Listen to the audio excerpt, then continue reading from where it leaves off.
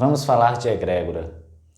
A egrégora é um termo largamente utilizado para designar uma ambiência psicoafetiva, do qual é a somatória de pensamentos, principalmente de sentimentos que se ligam e se unem, pois há uma tendência natural de pensamentos condizentes, pensamentos parecidos, iguais, se atraírem. É aquela velha história do semelhante atrai semelhante.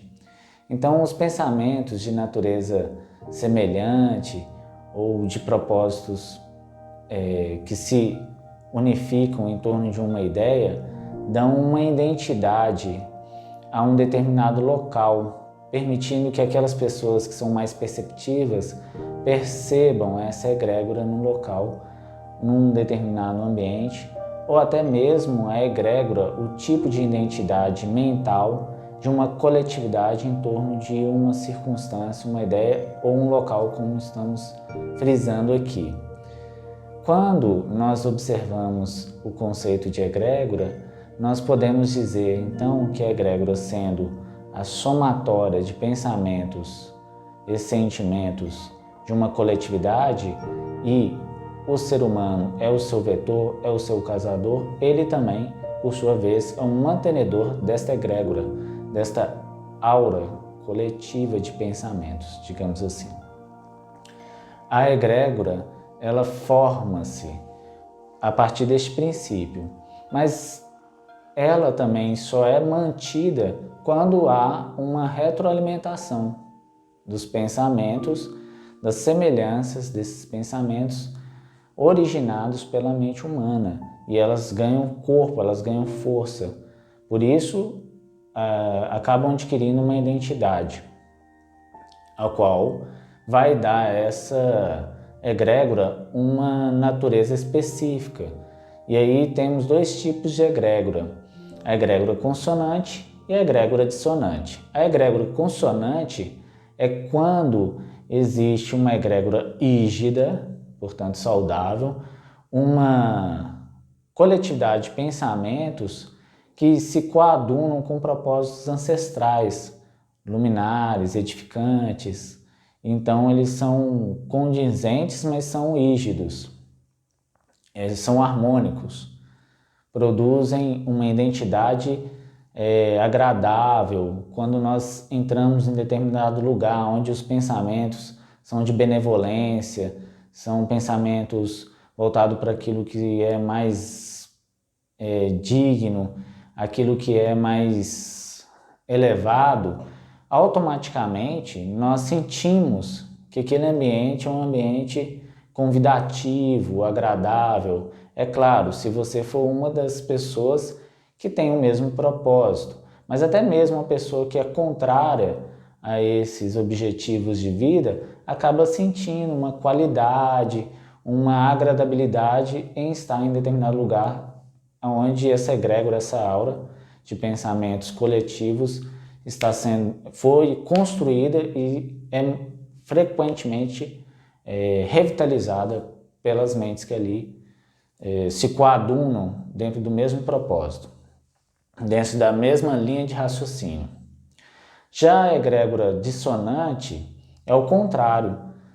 É quando há uma tendência, aquelas mentes que construíram coletivamente a energia daquele local, essa nuvem de correntes de pensamento, que nós estamos chamando de egrégora, não se coaduna com propósitos luminares, com algo que seja elevado, benevolente, que seja voltado para o amor ou para um estudo digno ou para a beleza da própria vida na sua simplicidade. Acaba, por fim, gerando nas pessoas que adentram em determinado local ou estão circulando em determinado ambiente, sentir um certo desconforto, às vezes sentir medo ou sentir raiva sem uma fonte aparentemente rastreável. A pessoa começa a ficar irritadiça, sem mais sem menos. É claro que essas ideias, esses motivações ou esses estados de espíritos podem ser oriundos de outras questões, da própria pessoa ou de uma ocorrência que aconteceu ali há pouco e ainda está vibrando no local. Mas quando a gente entra num determinado lugar ou num bairro que a gente sabe, ou às vezes a gente nem sabe, mas é um bairro onde ocorreu muitos assassinatos ou coisas do tipo, existe ali uma vibração mental ruim, muitas vezes, que é mantida e retroalimentada. Essa egrégora é um tipo de exemplo de egrégora dissonante, mas é claro que não existe só essa, existem vários tipos. Cada egrégora vai ter uma identidade. Então existe a egrégora dos torcedores do Atlético, a egrégora dos torcedores do Cruzeiro, porque embora seja o tema futebol esteja incluso em todas as duas egrégoras, mas tem uma forma de mentalidade, tem um jeito, tem uma forma que é própria de cada torcedor daquele time. Então são egrégoras distintas. Não vou dizer que elas são boas ou ruins, isso vai depender daquelas mentes que estão alimentando e retroalimentando esta egrégora. Mas é só para que fique simples, de simples entendimento. E aí, essas egrégoras, tanto a consonante quanto a dissonante, a diferença é essa. A diferença mais marcante é essa mesmo, que a consonante, ela consolida e ela se combina a egrégoras ancestrais, antiguíssimas, e ela é sempre rígida, sempre saudável, sempre muito positiva, muito benéfica. E a dissonante é proveniente dessa dissonância cognitiva das pessoas, das discrepâncias, das contrariedades, e é sempre de teor vibratório muito baixo, porque é emanada por mentes, às vezes, muito pobres ainda no sentido espiritual da coisa. E aí você acaba sentindo as interferências de uma e outra. Existe também uma possibilidade de uma egrégora ter um vigor maior e outra um vigor menor. Tanto a egrégora consonante quanto a egrégora dissonante, elas podem ser mais expressivas ou menos expressivas e sofrerem abalos, dependendo das circunstâncias. Então, se existe um ambiente onde já existe uma aura constituída dos pensamentos de várias pessoas que a mantêm, e naquele ambiente, quando nós entramos, principalmente as pessoas que são mais sensíveis, sentem uma paz, etc., essa egrégora ela também pode ser perturbada, onde a gente vai chamar isso de choque de egrégoras.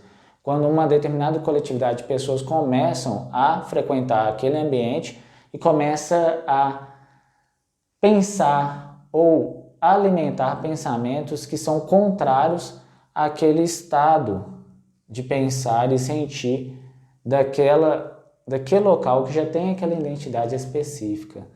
Esse choque acaba gerando desconfortos tanto para um quanto para o outro, porque elas não são combinatórias, elas são divergentes entre si. Agora, existe, dentre tudo que eu falei, uma coisa muito legal e pouco conhecida, pelo menos da maioria que eu tenho conversado já ao longo dos anos, é que existe um fenômeno natural realizado pelo nosso planeta de forma autônoma, de forma automática, todos os dias, entre meia-noite e 3 horas da madrugada. Então, dentro do intervalo de tempo de 3 horas, um fenômeno de limpeza e higienização da egrégora ocorre. Isso visa com que o nosso planeta mantenha-se pelo menos o mínimo possível saudável, sem que a toxicidade das egrégoras dissonantes acabam que por comprometer a qualidade ou funcionamento geral da egrégora planetária. Porque por mais que a egrégora planetária ela possa ter rombos, ou seja, ela pode ter pontos de dissonância, etc., ela precisa manter uma rigidez também. E essa rigidez é mantida pelo planeta, às vezes a duras penas, mas ela é mantida, porque se assim não fosse, as pessoas mais sensíveis, mais perceptíveis, entrariam num estado de loucura ou de estagnação e até ao ponto de ficar frequentemente doentes, porque são mais suscetíveis a captar e a sentir as egrégoras, principalmente as de baixo teor vibratório. Mesmo porque, se essa higienização não ocorresse também, o planeta seria um perfeito palco ou plataforma de loucuras e perversões constantes.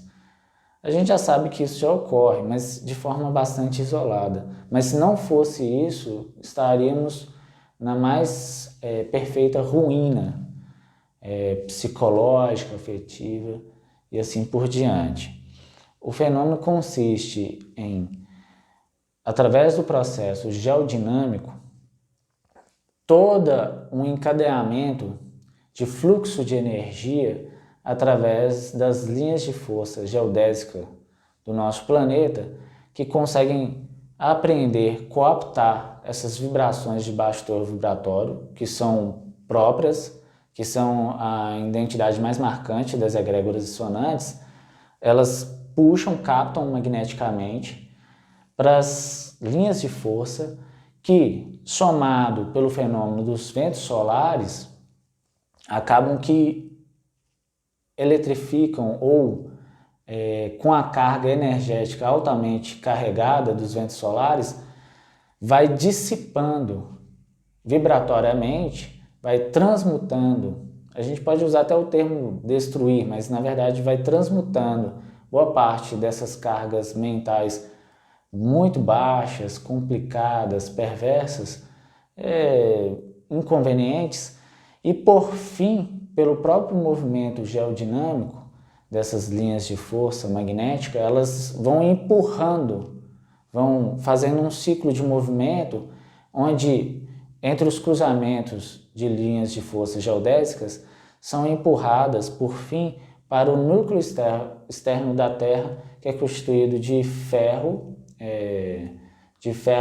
em estado líquido e níquel, em alta temperatura. Então esse calor e essa espécie de magma, por fim, acaba por queimar, por transmutar, dissipar toda e qualquer energia. Então há um reciclar do padrão vibratório da Terra para que a própria Terra não vire uma panela de pressão, assim, digamos, alegoricamente, mental, e aí a gente não consiga conviver dentro do mínimo necessário para ter uma vida razoável a nível social, tanto de bairro, cidade, estado, país e planeta. E há um estímulo constante por parte de todos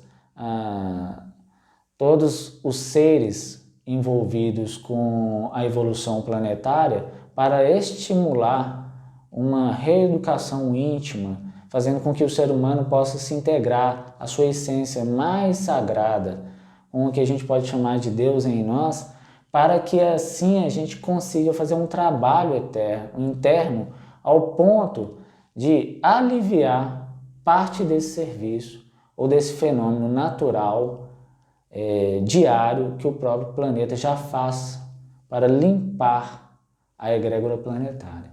Esses focos onde a egrégora dissonante é mais pungente, a energia é cooptada, é puxada, é absorvida em direção às linhas geodésicas e são encaminhadas para as linhas de força magnética do planeta, que, como eu disse, somadas ao fenômeno do vento solar, terminam por destruir parte disso e encaminhar o resto para o núcleo externo da Terra, onde elas vão ser dissipadas, recicladas e reutilizadas em nome da família planetária.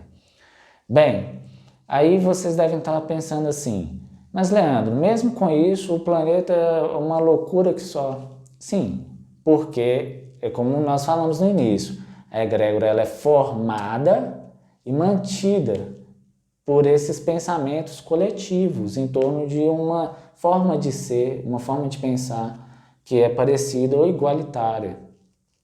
Então, só através da nossa reforma interior, do nosso exercício de ecologia interior, através do nosso propósito de emancipação, de libertação das algemas que nos prendem, nos amarram ainda a determinados comportamentos desagradáveis ou inconvenientes que acabam gerando remorso na gente, sentimento de culpa e toda uma outra gama de sentimentos e pensamentos que acabam virando doença, é que nós realmente vamos conseguir fazer com que a egrégora do planeta inteiro seja uma egrégora consonante, é uma egrégora combinatória, harmônica e que está em perfeita união com os propósitos crísticos de todos os seres que pertencem à cúpula diretiva deste planeta,